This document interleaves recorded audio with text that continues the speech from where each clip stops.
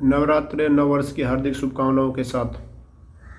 क्यों खास होता है महिलाओं के लिए नवरात्रा और क्यों खास होता है पुरुषों के लिए नवरात्रा?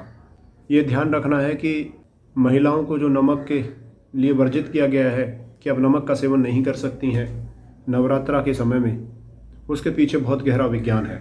और गहरा विज्ञान कुछ इस प्रकार है, क्योंकि अगर नमक का सेवन वो नवरात्रा में भी करती रहेंगी तो होगा क्या कि आने वाला जो भादों का महीना है, वर्षा ऋतु है, उसमें जब पित्त का प्रकोप होगा, पेट में जब गर्मी का प्रभाव होगा, तो जिसके कारण महिलाओं को पूरे साल जो उनकी मेंसिक साइकिल है, जो मेंसुलेशन है, उस पर बहुत बुरा असर पड़ेगा। बहुत बुरा असर पड़ेगा माने कि उसमें जो अनकंट्रोल ब्लीडिंग हो सकती है, ब्लीडिंग हो ही नहीं सकती है, मेंसुलेशन हो सकता है, मेंसुलेशन हो ही नहीं सकता। तो इसलिए महिलाओं को वर्जित बताया गया है आयुर्वेद अनुसार कि उनको जो है नमक का सेवन नहीं करना चाहिए। अगर नवरात्रा जो महिलाएं रख रही हैं उनके लिए भी खास है, और जो नहीं रख रही हैं उनके लिए भी बहुत खास है। उनको भी नमक का सेवन नहीं करना चाहिए। नमक के सेवन का बना हुआ जो नमक से जो भोजन है उसका सेवन नहीं करना चाहिए। और पुरुषों के लिए भी बहुत खास बताया गया है, रोज़ सुबह खाली पेट उठ के 7 से 14 दिन तक 5 से 7 काली मिर्च, उम्र के अनुसार है, जैसे छोटे बच्चे हैं तो उनके लिए 1 से 2 काली मिर्च और 3 से 4 नीम के फूल।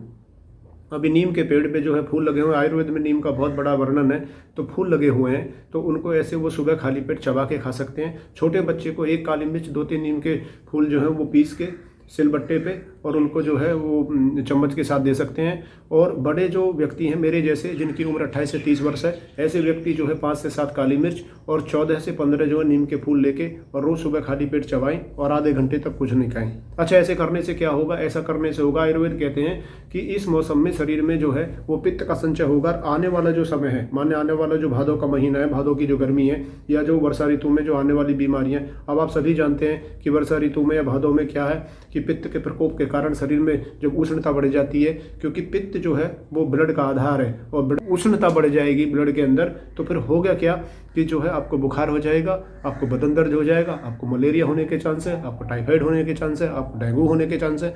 तो आपके शरीर के जो है वो एक तरह से वैदिक टीकाकरण का काम करेगा, एंटीडॉट का काम करेगा। क्योंकि आयुर्वेद में जो वायरोलॉजी का शब्द दिया हुआ है, वायरोलॉजी में ये शब्द दिया हुआ है कि इसमें आपको जो है काली मिर्च का और इसका जो 7 से 14 दिन करना चाहिए। अगर ये आप पूरे महीने करें तो बहुत अच्छा, लेकिन अगर पूरे महीने नहीं कर सकते, आपसे नहीं हो सकता किसी कारण से, तो आपको सिर्फ ये सुबह सुबह जो है 7 से 14 दिन तक 3 से 5 काली मिर्च या 5 से 7 काली मिर्च और उसे 14 से 15 जो है आप नीम के फूलों का सेवन खाली पेट सुबह सुबह कर सकते हैं। तो जिससे आपके शरीर की पित्त का शांत होगा, पित्त का शमन होगा, तो आपको ये बीमारियां आने वाले समय में नहीं होगी। इसीलिए आयुर्वेद में इसको वैदिक टीकाकरण के नाम से भी जाना जाता है। तो महिलाओं के लिए और पुरुषों के लिए, दोनों के लिए खास है। महिलाओं को नमक का सेवन नहीं करना चाहिए। महिलाओं को नमक के सेवन के लिए तो एक जो ओखा की कहानी भी हम लोगों ने, भगवान जो शिव और जो माँ पार्वती की पुत्री के बारे में भी हमने पढ़ा है, तो कहानी तो बहुत लंबी हो जाएगी। लेकिन मेरा कहने का अर्थ ये है कि आयुर्वेद अनुसार क्या होता है कि आने वाले समय में महिलाओं के शरीर में भी उष्णता पैदा हो जाएगी, पित्त का प्रकोप होगा, जिससे उनके मेंसुलेशन पे बहुत बुरा असर पड़ेगा। इसलिए आप नमक का सेवन ना करें तो बहुत ही अच्छा। अगर आप पूरा महीना ना करें तो अच्छा, नहीं तो 7 से 14 दिन नवरात्रा के समय तो आप कर ही लें तो बहुत अच्छा। इसीलिए जो दोनों के लिए बहुत खास है, महिला और पुरुष के लिए।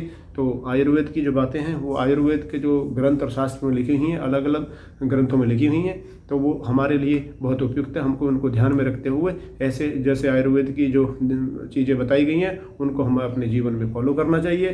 तो आज के लिए बस इतना ही। आप सभी का बहुत बहुत धन्यवाद। जय गौ माता, जय धन्वंतरी भगवान, जय आयुर्वेद, जय राजीव भाई।